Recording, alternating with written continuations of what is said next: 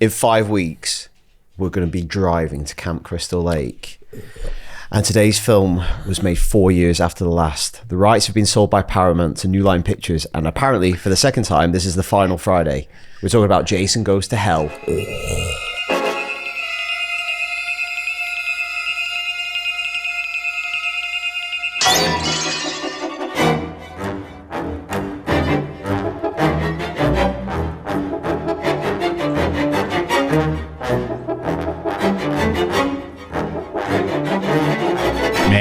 I mean, can you answer this? Like, what is going on in Friday the 13th, Part 9, Jason Goes to Hell? Absolutely. So, Jason's body is thoroughly destroyed by an FBI shooting squad, but his essence remains, jumping from body to body, trying to be reborn through one of his remaining relatives in the most baffling film we've watched to date.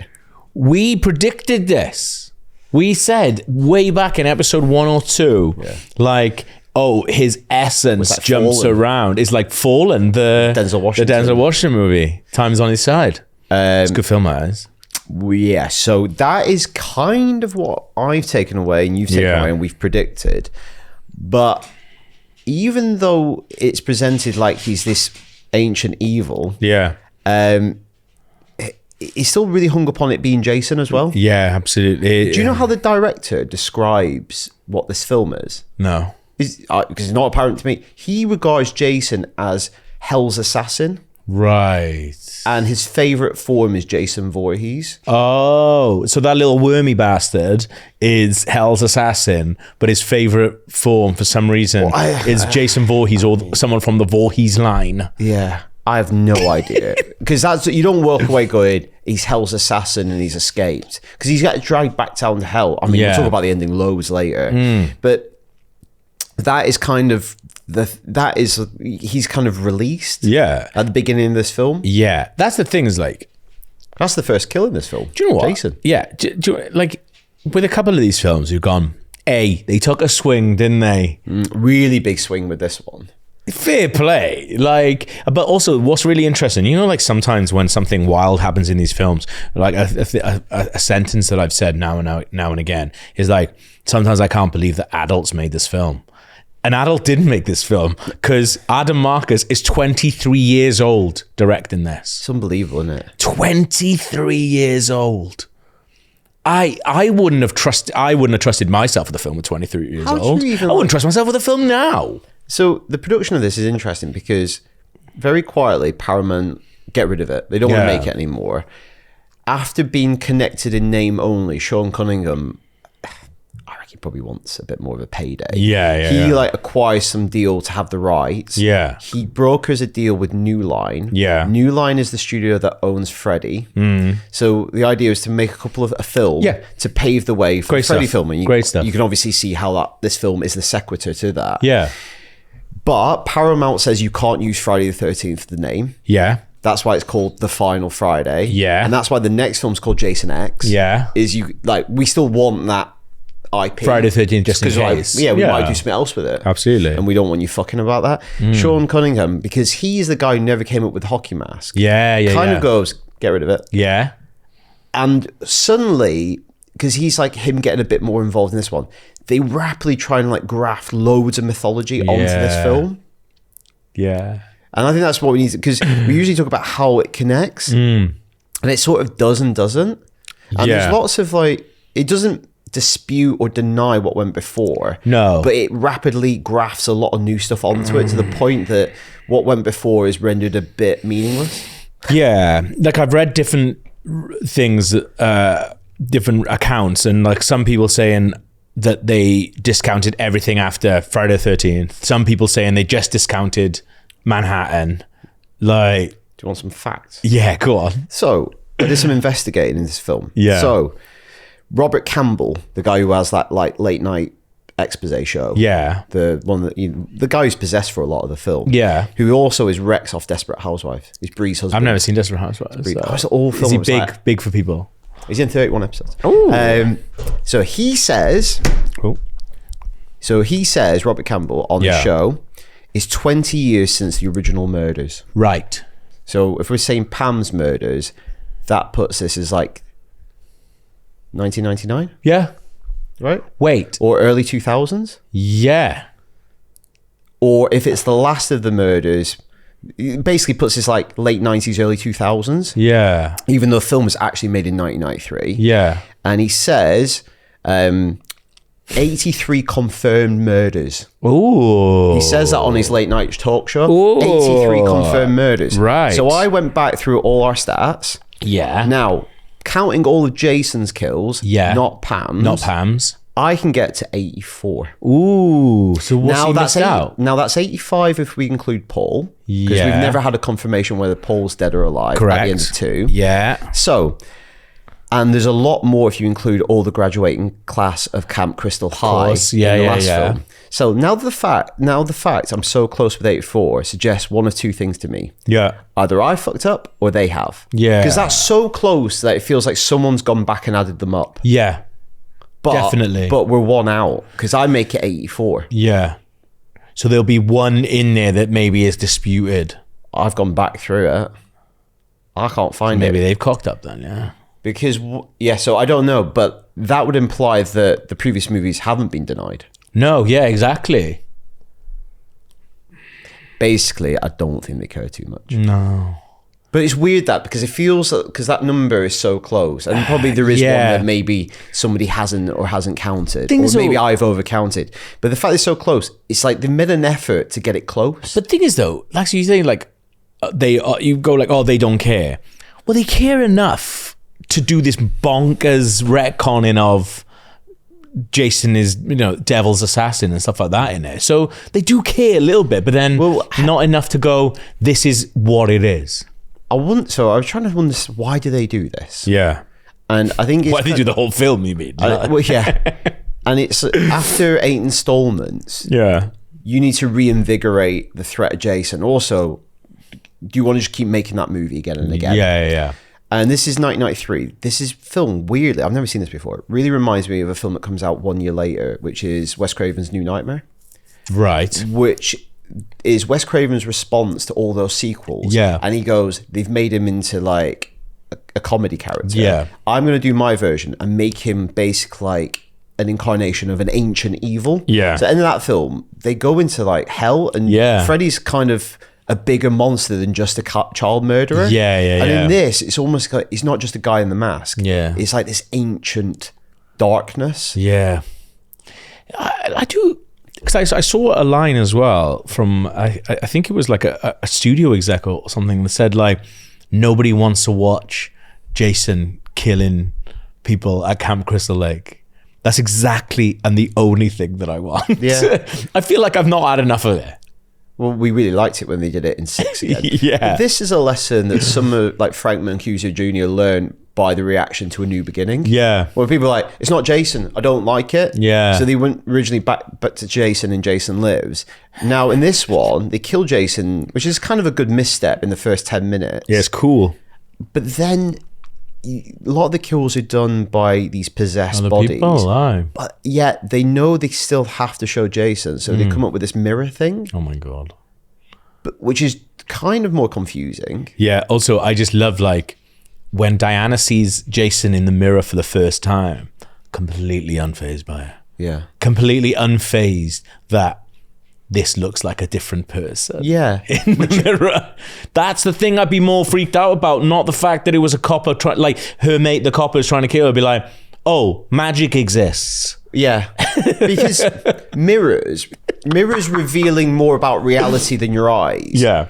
It's like, initially, when you're concept of a horror film, you think vampires. Yes. Yeah. So you're like, well, but also, if he's this ancient evil, why does it not just look like a demon? Yeah. Why does it look like Jason Voorhees? And I think that's a concession to go, we can't not have the dude in the hockey mask for most of the film. Yeah. Well, I think like it gets really confusing then when he takes over Diana's body, and then you're just like, then he turns back into normal Jason, because I guess he's got a bit of Voorhees blood. I think in the womb. I don't know if this is something I read, or it's the idea that Jason is his favorite form. Right. Okay. Yeah. Good stuff. Also, at the end, we'll talk. So much to talk about in this film. But Creighton Duke. Right, if one of the things he can possess is a dead body, be watching that. Yeah. Oh, can it work on a dead body? Actually, it can. He's like, yeah, absolutely, yeah. He says that. He drops that knowledge so like nonchalantly. The way that he drops knowledge, to be fair, is very odd. Like swapping knowledge for broken bones. Yeah. What the fuck is that scene? Because in my head has he done that? We're just going to dart about, but we should follow up on stuff as it rises. Has he done that to give that guy an excuse to be let out of his cell? But then, if that's the guy you want to go help Jason, you've now broken his hand. You've now broken his hand, which doesn't feel like it comes back later on. Does not, no. His hand is fixed as soon as he leaves that police station. Yeah, weird. Because I thought he was going to use that as a ruse to get out of the cell. Yeah. But he actually just bashes the cop's head against the... Yeah. It's... That's the thing. It's barely a horror film now, isn't it, really? Because it's got like the evil stuff. I think it's almost jumped to a slightly different subgenre. Yeah. Or it's slasher fused with monster film. Yeah. Or demonic possession film. Yeah. I mean, again, I don't want to talk about any of this stuff, but the Necronomicon's in it. What? So we're going to dart about like Jason stuff. Yeah, we got it, yeah. But that... the idea that this is a demonic possession film. Yes, yeah. So I can see why you would maybe think of The Evil Dead. Yeah. But then you've put the actual Necronomicon from Raimi's Evil Dead films in there. Now... Are you allowed? Is that... maybe New Line owns that as well. Right. Okay, I think Army of Darkness might have been New Line. Okay, right. Okay. But fine. Is that idea... Are you just saying that's the Necronomicon and audiences will go... Oh, I know that's the evil Necronomicon book. Yeah. Or are you basically implying that this is the same Necronomicon as in the Evil Dead films? As in the Evil Dead films, yeah. Yeah, I don't know. There's a comic series which is, I think it's like Ash versus Freddy versus Jason. But I think that comes after this. But I wonder, I guess like this is just that New Line deal where are they just trying to like, in early universe building, put that stuff in? But you know what the other bonkers thing in that scene is? What? That crate in the basement that she falls down. Okay, what's the crate? The crate's right with a name on the side. Yes. Yeah, what is that? Okay, well, twofold. This might also imply this film takes place in the same universe as John Carpenter's The Thing and Creepshow. Why? Because what? Because I actually put that in my notes. It says Carpenter, Arctic exploration. Oh my God. So, because then I'm like, is the thing that comes out of Jason an alien? Yeah. Because it's a bit thingy. Yeah. But then it also says Horlicks University. Yes. Horlicks University is bizarre reference. And the only other like Google I could find for Horlicks University, in the second segment, The Raft, in Creepshow 2, one of the ladies stranded on the raft, which gets attacked by a blob monster, has a shirt that says Horlicks University. Wow. Thing is, Easter eggs are fine, but you can't have an Easter egg that is the whole reason for the whole plot. I think having the Necronomicon being like, this is why this is happening. That's not Easter confusing. Egg. Yeah, it's actually baffling. And if you're getting hung up on that and not watching what comes next, it's not really adding to it. Like, it's distracting. Yeah, because like also for everything that he does, like our cowboy guy, like I think a lot of these scenes, from what I've read, like a lot of scenes were cut, and that's why like some bits just don't even make any sense. Like when he meets Jason and he goes, "Son of a bitch, you remember me?" Yeah, never met him before. Yeah. So what are your credentials, mate? Yeah. How do you know so much about Jason? Yeah. And you were saying there's a deleted. So I think the script. I think there's a few deleted scenes that like never happened, or a few things from the script, like he's basically been chasing Jason since Jason killed his girlfriend at Camp Crystal Lake. Drowned her. Yeah. So that's why the son of a bitch, you remember me. But then for all the scenes where he's explaining stuff, I never feel like I've got a good grasp on what's actually been going on, and like introducing the Voorhees house to us in this with, you know, kind of basically like Texas Chainsaw Massacre with like the remnants of like the Necronomicon, and be like, oh, so that's what Pam was up to then, like in that. Do you know what I mean? So, I was thinking about Creighton Duke because you're saying he comes in with such authority, and when he watches the FBI kill him, he's just like, that's not going to happen. Yeah. And he suddenly presents himself as a world expert on killing Jason. But to your point, it seems like he's been doing it for like decades. Yeah. Which implies he is a person that has decent knowledge on killing Jason. Yeah. But also simultaneously is shit at doing it. Yeah. Because what is he waiting for? Absolutely. Because it sounds like he's waiting for a paycheck. Yeah. You're not doing this for your partner. I have no idea. Because we've had Robert before in part 4. Yeah. Who's trying to take revenge for his sister. He just wants to kill Jason. Yeah. This guy wants a paycheck. He wants $500,000. $500,000. Is the idea... So is the thought... Don't keep this knowledge to yourself. So is the thought that Pamela Voorhees brought dead baby Jason, but dead... So Jason drowns, and she brings Jason back using the Necronomicon. Is that the idea? No. Well, I don't think it's clear. So here's my reading of it. Okay, yeah.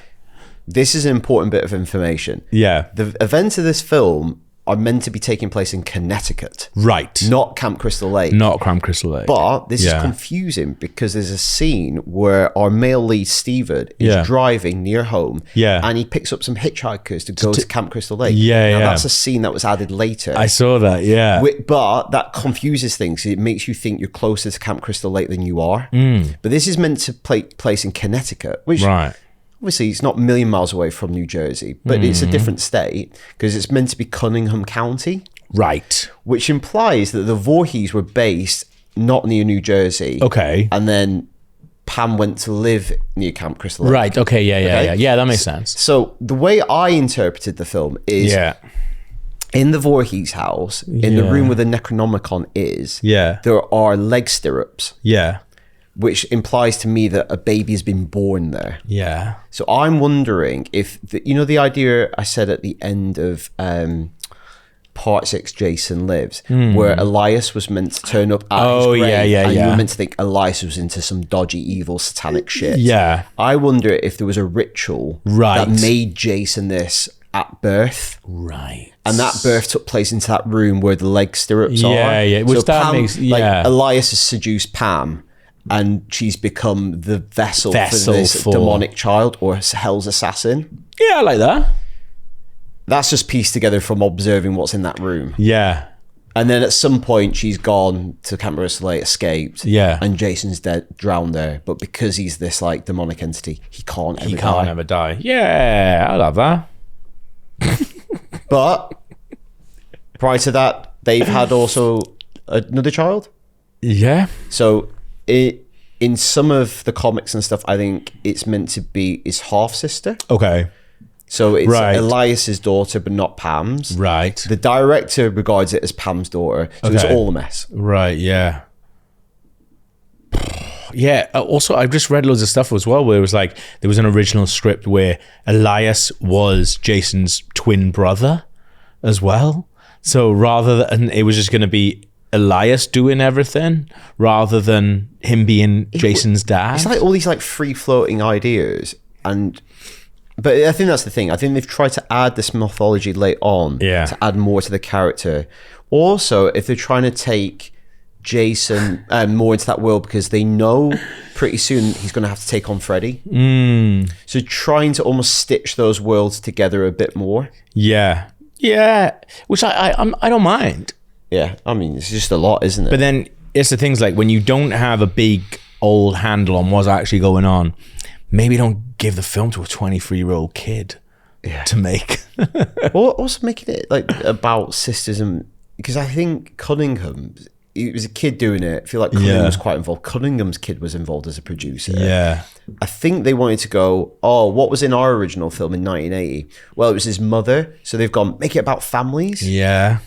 But doing this also makes it feel really Halloween to me. Yeah. Like a secret sister and niece that didn't know. Like, do they know the relation to Jason? No. I think they do, but don't talk about it.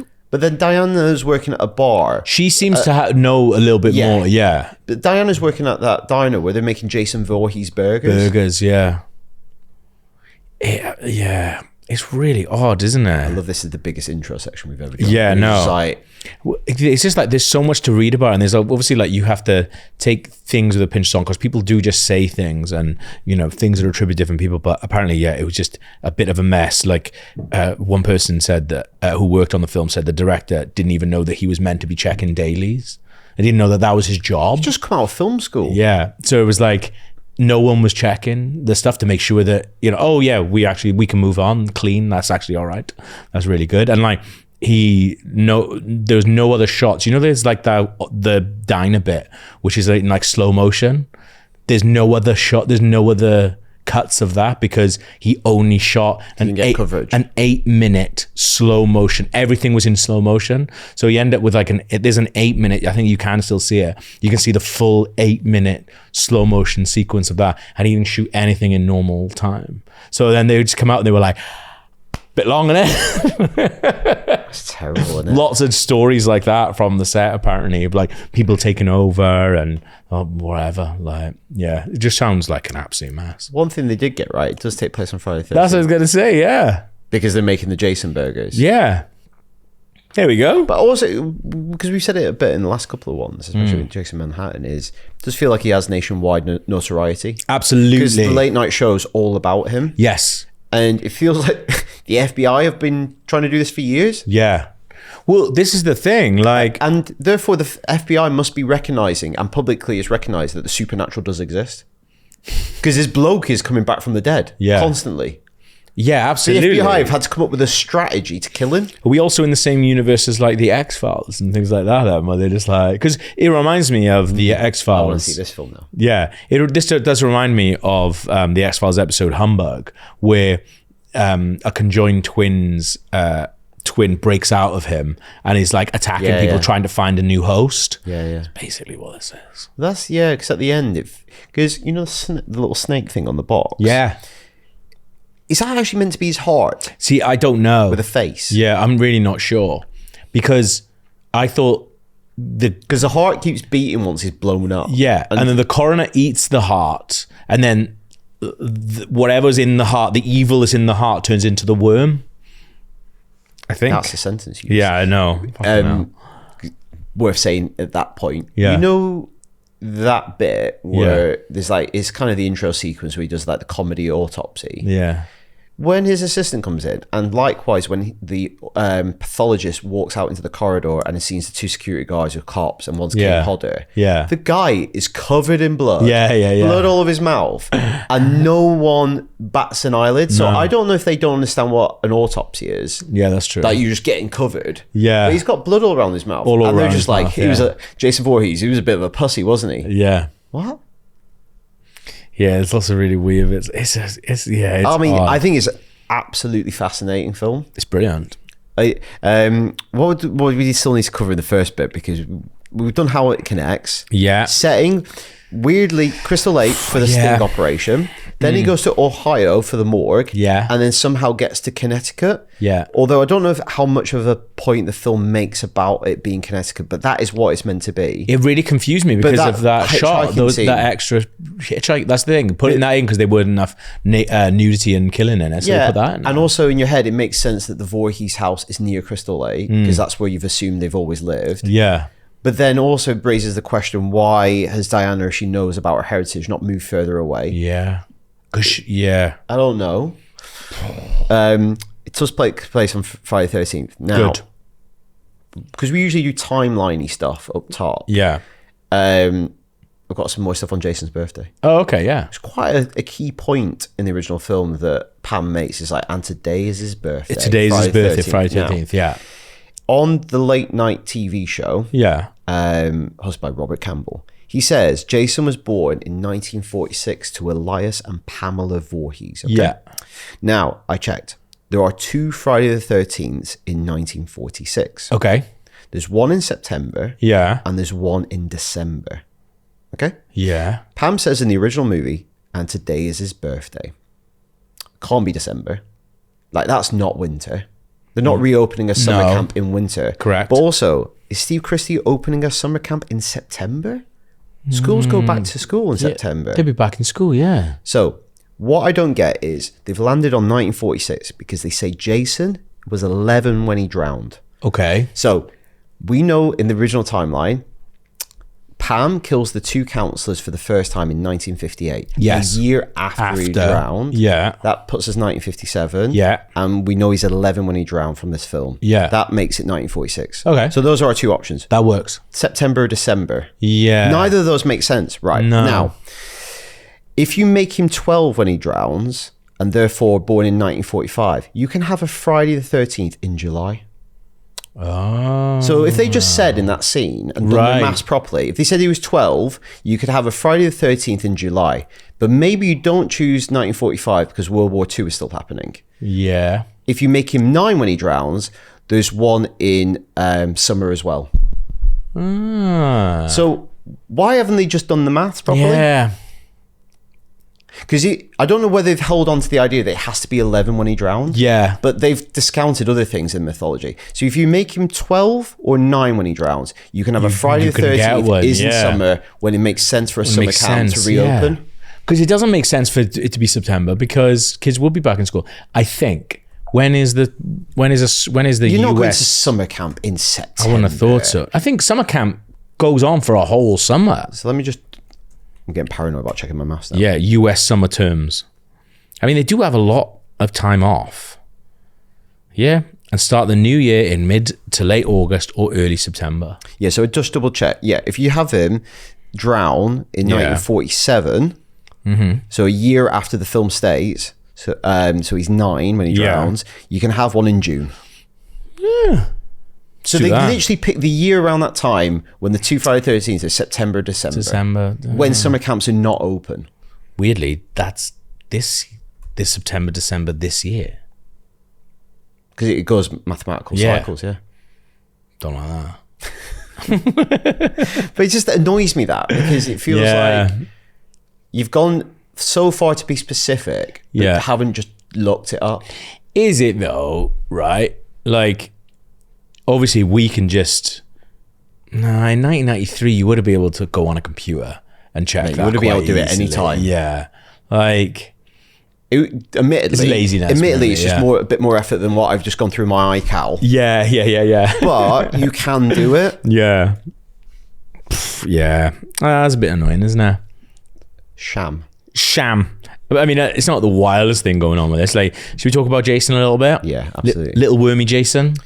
Little worm. Which Jason are we talking about? This is the thing. It's like, are we saying like they're all Jason? Everyone who kills him? We can't talk about every one of their performance. It's very strange, like seeing what people do with it as well. Well, initially, the Jason we get at the beginning of the film. Yeah. What's that look? Yeah. So the kill count said on the TV show implies that Manhattan did take place. But which last time we saw him, toxic waste and released the child within him. Yeah. And now it looks like he's chemically burnt. Yeah. And his skin is fused with the mask. Yeah. That's the look we get at the beginning of the film. I like it. And what's he been doing? Yeah, Has he just come back to life and just gone home? I guess so. I think, I think there's meant to be a comic book that basically told you what happened. And I think like he just walked. He just walked, apparently. Just like Rob Zombie's Michael. It's kind of what we said like in the last episode. It was like, I think he just walked on the bottom of the water. Yeah, just all the way. And then it was just like, right, back in Camp Crystal Lake now. So yeah, that's the look we get right at the beginning. Yeah. And you kind of see it in mirrors throughout the film. Apparently, the director says, we had Kane on set so he could instruct all the other performers who were possessed by evil so they would move in the same way. Kane. Come on, man. I mean, easy, a good job for him. I was quite happy for him. He didn't have to do that many days in makeup on this one. Yeah, he's just that security guard, isn't he? Like, that's it. Yeah, like, the worst one, I think, is the Coroner Jason. Like, Coroner Jason, for me, I was like, this is a joke. Like, he was just like, ugh, like, moving, like, really slow, what do you reckon they were, like, weird told to way. do? Yeah. I think they probably were like, be like Kane. Kane will coach you. Yeah. But he's doing stuff that Jason's never done. Like, give a man a shave.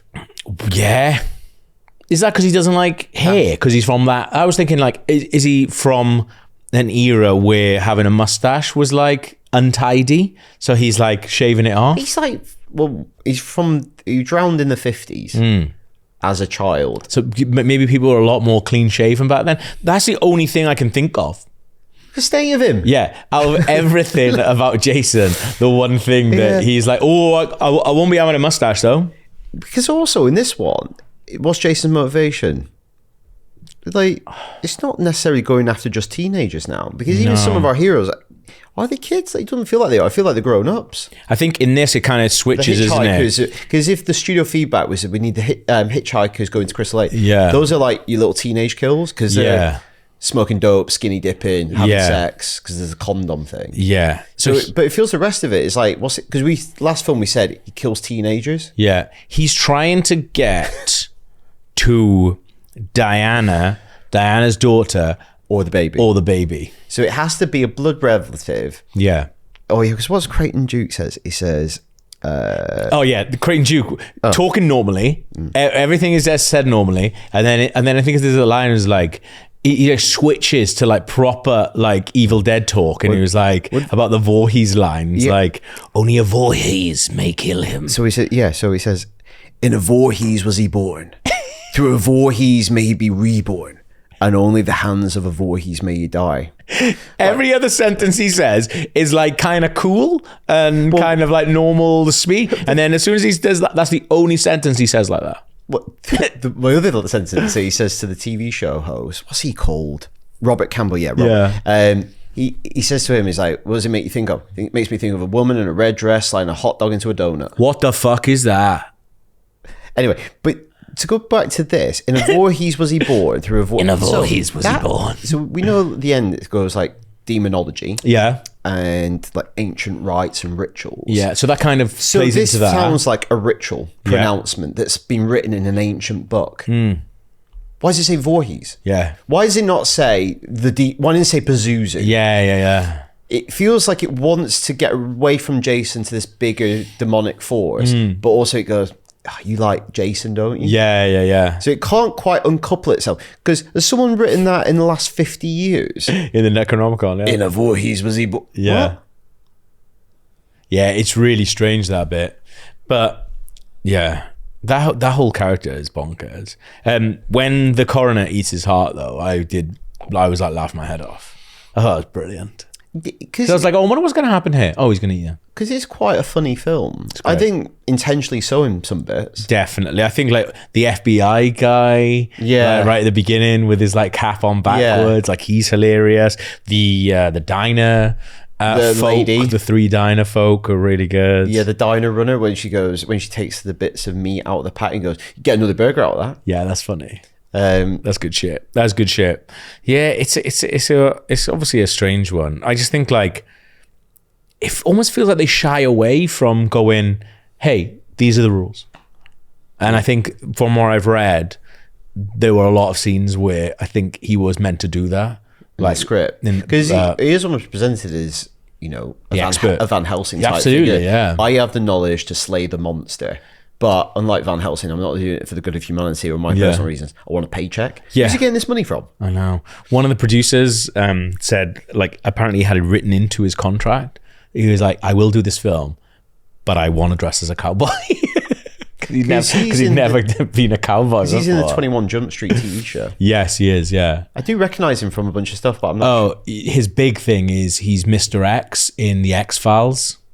Oh, of course. He's in like 14 episodes of The X-Files. Of course he is. Yeah, that's really unlocked that part. Yeah. That's the big thing that he's in. I think maybe that's why I was in X-Files mode all the way through this, and then just things keep happening. Yeah, and I guess it is like 1993. Yeah. Getting close to that time. So a couple more things about that autopsy. Yeah. Because now, in the context of this, prior to this, we've always wondered, is Jason supernatural or not? Yeah. Without knowing any of the demonic or hellish stuff. Mm-hmm. So when he does the autopsy, he says Jason has a heart 4 times bigger than a regular human heart. Now, because he loves more. Is that just abnormal anatomy? Because he's a massive man. Like, will Kane Hodder have a heart that is 4 times bigger than the regular human heart? Yeah. Or is that a man of science trying to pronounce on something that is genuinely monstrous? Yeah. Do you know what I mean? It's like, I can only say that's 4 times the normal. Yeah. But at what point do you go, that's supernatural? That's massive. Yeah. That shouldn't exist. Yeah. And because he also says quite banally, he's like, it's got fatty deposits on his heart. What's Jason eating? Yeah. Don't have a go. Well, he's just like foraging, isn't he? They reused that heart for another movie. Did they? Yeah. So obviously the prop is so good that they're like, we will use this again. Yeah. And there's a Necronomicon. Yeah, exactly. There's a scene in Dusk Till Dawn where the character Sex Machine gets his heart punched out, and they use the same heart. It was like, there's a really good heart in Hollywood. It's good. Yeah, like, we got it. We've made it, lads. Don't worry, we'll stick it in. Isn't it wild that film was made around the same time as this? Well, the thing I've put in my notes is, isn't it more mad? This is the state of horror in 1993. Yeah, I think it's 3 years later. 3 years later, we get Scream. Yeah. This year, we get Jurassic Park. Yeah. The thing is, because this feels like I think 20 years before Scream. Apart from that one, the stepping on the condom, there's almost a slight those bits. Yeah. Like, it's getting very close, but before it tips into that, it's the most extreme version of it. It's strange as well. It's a year before New Nightmare, which is very much a bridging film between that and that. Yeah, and also is like, there is so many of Randy's rules are almost like set out, like a Be Right Back is said, but also like, let's have sex and skin eat it. Exactly. In that car, they're very aware. Yeah, so that's actually, even though I'm slagging it off, actually... They know what they're doing in that bit. This paved the way a little bit. They haven't yet made the jump to do what New Nightmare does. Yeah. Or Scream. Yeah. And I think you need someone who is genuinely intelligent and insightful, like Wes Craven, who's a very thoughtful man. But there's also this... like, he's not 23 years old, you mean? Yeah. It used to be humanities professor. But there's this theory in genre criticism that for parody to exist... the audience needs to be really conversant with the tropes. Yes. Because otherwise you can't do parody. No, exactly. If people don't know the tropes, because what are you taking the piss out of? Yeah. So it's almost like we're at the tipping point here where you then get that. You then get that, yeah. It is fascinating going back and watching this on the cusp. Yeah. Because it just feels in different worlds. And you just feel like, which even makes it even better for New Nightmare and Scream to be so closely... like, to follow these so closely, because you just go, this is where we were, and it's so soon to be, oh shit, that is classic territory. We should just keep on going after this, because weird thing is, after Scream, it doesn't take long before there's just another wave of like unironic slasher film. It kind of like I guess urban legend. Yeah. I Know What You Did Last. Like, they just go. It's like that, and then it actually just paves the way for more of them. Yeah, is that almost? It's almost like, you know, when you look at the cycle of like comedy, alternative comedy, back to comedy. Do you know what I mean? And it keeps going in these like cycles. It's almost like those remakes that came out then of those like slasher things, like you say, like ended up being. Are they like an answer to the sort of like super meta, a little bit too intellectual horror movies? Maybe. Just want to see people killing. Because even Scream becomes that then as well. But then Wes Craven has to do it again. Yeah, exactly. With Scream 4, the intro. Yeah. Anyway, it's like a fascinating strange, little product of its time. This. Well, the thing is that I can't get my head around. This is made in 1993. We don't see another Jason movie. Like, till when is Jason X out? 2001. 2001. And even this is the biggest gap the series has had so far. Yeah. At 4 years? 4 years. And then we don't see another movie for 8 years. And that's wild. Freddy vs. Jason is 2 years later? 2003, yeah. Just shows you, because around the production of this film, imagine 10 years for the payoff of that. It's just... Because they've obviously convinced that's happening soon. Yeah, absolutely. Yeah. But I don't know. Maybe they've just... It obviously shows from this movie that they maybe have lost the grasp on the character and on the series a little bit. So then that's why we don't see it for a while. But at the same time, I know what happens in Jason X. Oh. So it's not like they go, we know what we're doing again. It's fine. I think we'll talk about that next week. Yeah. But... also looking at I'm skipping ahead, but looking at the ending of this with the claw coming out, we're looking at that also in a world now where Marvel exists. Yeah. Where these things are getting like payoffs like the next year. Yeah. Whereas looking at this, I wonder if audience even thought that way. No, yeah. Also, that's the thing, because I even remember not having access to this movie, but downloading like JPEG files of the hand like coming out and going like, what the fuck? This is crazy. It's gone like, this is crazy, man. Like, and because it's almost like a fan film. Why has he gone to hell? Yeah, I don't know. Because if he's Hell's assassin, do they not want him to be doing what he's doing? Yeah, they want him. Maybe they want him back. But the ritual, give him a better body. I don't know. But yeah, that's the thing. Is like it is really strange being in a world where Marvel and that exists now and crossovers are. But this at the time, you would have gone in not knowing, and then you saw Freddy's hand come out. You'd have lost your fucking mind. I would have lost my fucking mind. Yeah. When I saw Freddy's there, I'd have been like, this is the coolest thing that has ever happened to a human being. On a massive high from seeing that. Of course you would, yeah. Well, we watched, what was that movie that we watched together? The fucking Shyamalan one. Where it... Split, yeah. So it's like a movie. Oh, we're obviously going to spoil that now, but it's like there's a movie about like. I mean, I'm pretty sure that has been spoiled. It's out there. It's been out for a while, but if you care about the movie Split, it's like you watch this whole movie and then at the end it reveals that it's in the same universe as Unbreakable because the character from Unbreakable, the Bruce Willis plays, is there in the fucking diner watching it. I was just like, I didn't know going in, and then when we were in the cinema, I was like, well, that's fucking brilliant, isn't it? True, and they definitely made that film. I enjoyed watching that film anyway, but it just made you come away going on a more of a high. Yeah, because I was genuine surprised. Because also he was known for like kind of twists. That's a twist you never going to see coming. Yeah, that's a twist you can't moan about with M. Night Shyamalan as well. Because you're like, that is pretty fucking cool, man. Like that was just, I don't know, something quite fun about that. Whereas I guess we're probably not going to... Well, I guess you kind of get that in the Marvel post-credit scenes a little bit. Yeah, but again, it's just like setting up other films. Yeah. It's more not...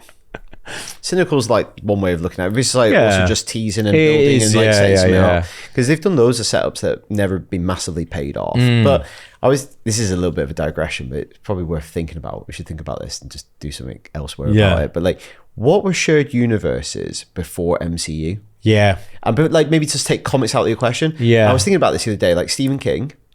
Yeah. Like his novels. Yeah. There's a lot of like characters and like a shared universe of novels. Yeah. And then the other one on film that I thought of was Tarantino.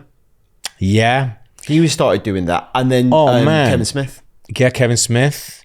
Yeah, like those, like the Tarantino...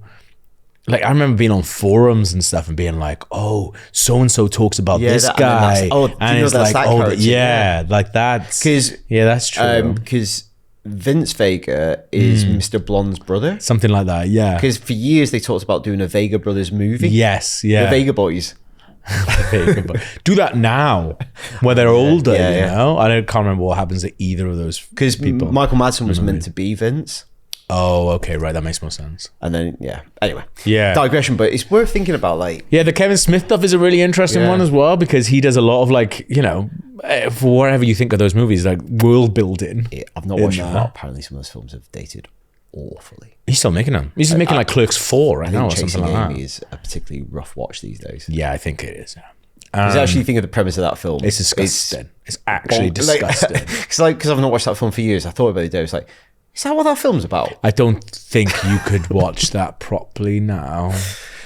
Like, good. Anyway, Jason. It's a good one, like shared universe for shared universe. But like, this is the thing. This is before any of that. So to see, if you were sitting in the cinema and you saw fucking Freddy's hand come out of hell to grab Jason's mask, that's going to have so much more impact than maybe it would for a modern audience. Which modern audience are like, obviously going to do obviously going to do Kong versus Godzilla. Yeah. No, exactly. That makes sense. Well, that's actually, those are kind of shared universes. Those are he's fucking fighting anything he wanted to.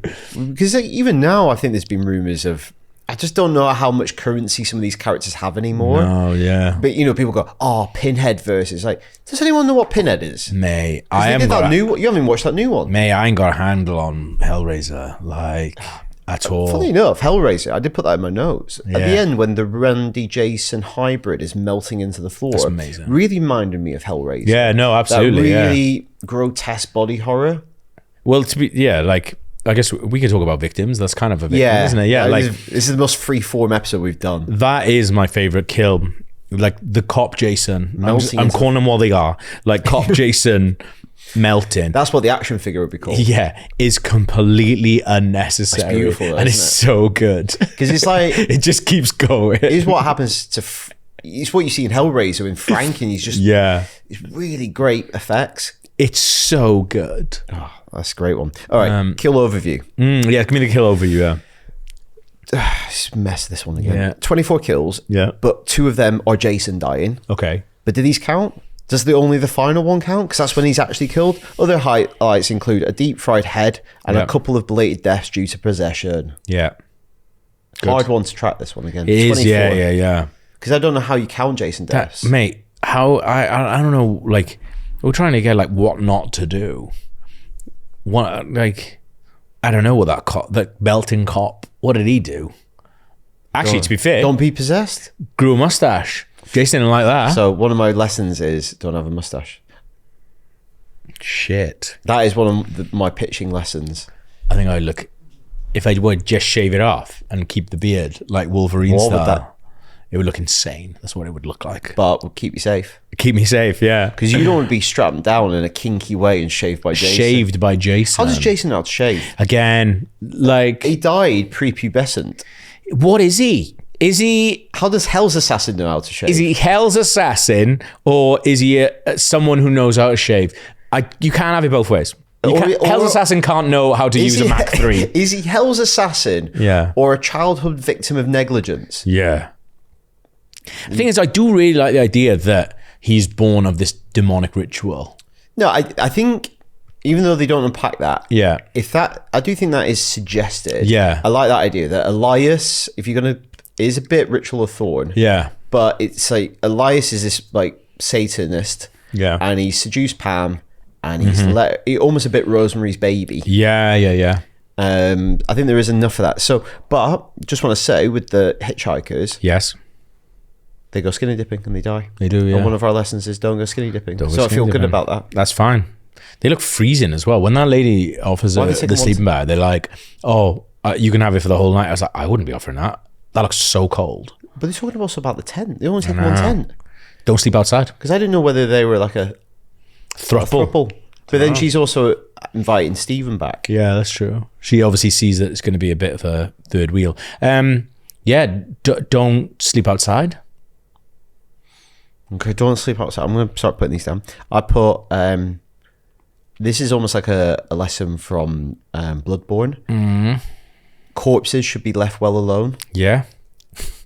So no autopsies. Yeah. Like if there's a dead body, we report it. We don't get near it. Yeah. Don't eat hearts. Don't eat hearts. Yeah, I'm just coming up with these. Yeah. Don't turn Jason into themed burgers or food. It might annoy him. Well, we looked at a diner close by that has Jason themed food. The Christie Diner. So we would fuck that up. But we're not doing it. But we're not doing it because the diner lady, she gets it. She gets the comedy kill where like her face crumples in. Yeah. I feel like that's a good one because that would annoy me. Don't make Jason themed food. Don't make Jason themed food. But we can eat it. But we're allowed to eat it. I think that's the one. I have us, but don't trust the FBI. Leave corpses alone. Don't sleep outside. Don't eat hearts. Don't make Jason themed food. Don't have a mustache. Don't make Jason themed food. Okay, I like that one. That's the one for me. Jason but it's okay. I think that's brackets. It's okay to eat it. Asterisk. Yeah. Asterisk. Can eat Jason themed food because I do want to do that. Yeah. Okay. There you go. So what's our other previous lessons? Don't play strip Monopoly or strip anything. Okay. Don't skinny dip. Yep. Feel really good about that one. Yeah, that's good. Don't be rude to shopkeepers. Mm-hmm. Don't leave the bathroom door unlocked. Don't be annoying. Don't get lost. Don't have birthday party paraphernalia on us. That's hard to say. Yeah. Don't throw someone into Camp Crystal Lake. Oh, always a good lesson, that, I think. Yeah. Don't make Jason themed food. Can eat Jason themed food. Can eat Jason themed food. Great. All right, that's our victims. What about our survivors? Stephen and Jessica. And the baby, I guess, but... Yeah. Like, did the baby get a name? I can't remember. They must do. Anyway. I don't think they care. I think they just keep calling it baby. Also, that's a relatively newborn baby. Are we meant to think she has... I'm assuming that TV show is made in LA. Yeah. Right? I think she's got just left and immediately like got a new partner. Yeah. Who's this absolute shitbag. Well, I read it as, I think he was I think... Is he done that to get close to her? I think Stephen was a shitbag. Yeah. And while she was pregnant. So I think, because he says, this is the first time I've touched my baby.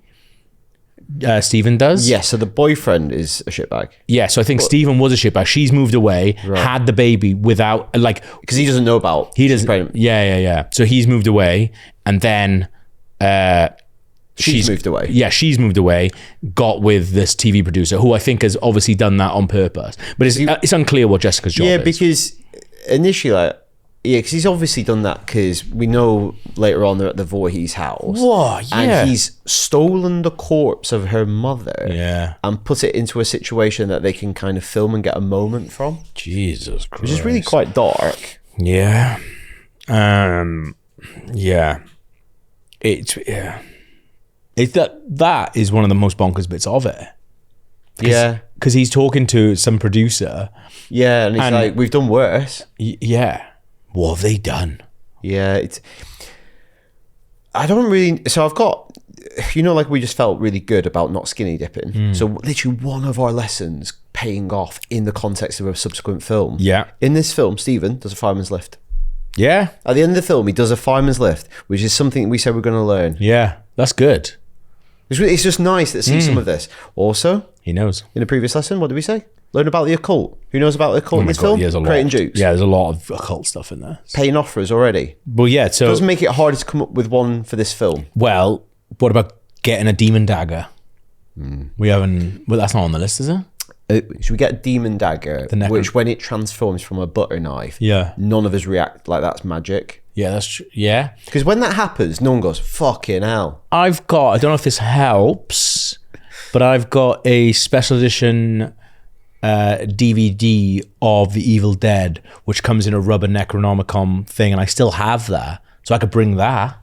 Can you bring the Necronomicon? It's got some Necronomicon pages in it as well, and then it's got the DVD in the middle of it. I actually think, I think bring the Necronomicon. People are going to fuck it. So from what we've been doing, obviously, like research and stuff about actually staying at Camp Crystal Lake, and it looks like we're going to be sharing rooms. Yes. With normal. So we're going on an organised experience, but we're going to be filming what we do there. So it looks like we're going to be sharing rooms with other people. If we start getting out the Necronomicon in front of these people, as weird as they probably are like us, because they're going on it. But they're not going to... I don't think they're going to be up for that. But I'm up for it. I'm up for doing it. Or they just don't bat an eyelid. Yeah, which is probably scarier, I guess. You got to watch bit you're up to. Yeah. Ancient rites and rituals. Love it. I think do that. Yeah? Yeah, take the Necronomicon. Take the Necronomicon. Perfect. Cool. Because I also think that helps us chalk off 6, which is Master of the Occult. Yeah. Shall I leave the discs in it or take the discs out?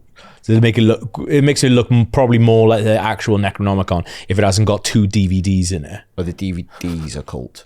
Well, they're Evil Dead. Region A? Evil Dead and extra features of Evil Dead. Are they cursed extra features? Oh, I think there's a lot of them. Okay. So you probably feel cursed if you watch them all. Okay, so it's perfect. So let's have them all then. What we got? Learn how to tie at least 3 knots. Yeah. Go to a bar for most of the evening. Fantastic. Make an impact. Yeah. Bound to Camp Crystal Lake. Learn how to do a fireman's lift. Pay dividends in this one. Yeah. Master the occult. Learn telekinesis or give that impression using conjuring. Yeah. Take a horror pen. Yeah. And now take the Necronomicon. Cool. Doable. Imagine if we get pulled up at customs. All right. That's good. We've covered quite a lot of this, but what outstanding questions have you got for this? I wonder how many of these... why does no one recognise blood on other people? Yeah, that's fine. So this is a one for me, and I think this is why a lot of people don't like this film who are fans of the film.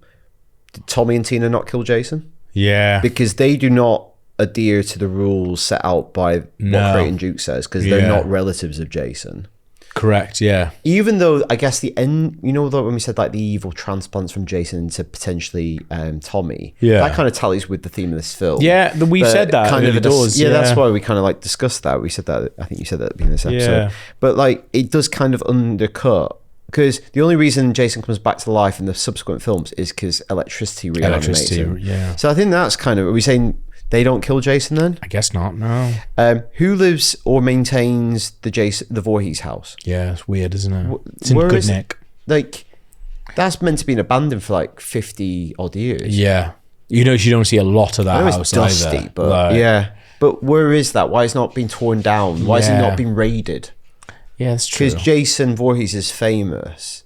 Or is all that stuff that Stevens put, Robert has put that? Yeah. Or is it meant to, sort of indicate that Elias is still knocking about and maintaining it and stuff? Like, yeah, where is Elias? I don't actually know if we ever see Elias. No, I've seen sketches that were done for 6 for storyboards. Right. And I think he does crop up in the comics, which we'll do in a future episode. Yeah. Because we run out of films before we actually get to Camp Crystal Lake. So we're going to raid a bunch of the extended world stuff. Yeah. This is a niche one. You know the bit when the police station is attacked? Yeah. Are 2 police officers... Is a police officer, sucking off another police officer? I think they are, yeah. I thought that. Yeah. Yeah. Because he comes out and does his zip up. And the other guy's dabbing his hands and face with tissue. Yeah. They're sucking each other off. Great stuff. Good lads. That's an answered question. Go on, lads. That's an answered question then. Yeah. Oh, I was possessed. Wrote that down on my thing, I was possessed. Oh, no, Jason in me, didn't I? Now you've got Jason in you. Oh. My little worm went in his mouth, actually, so...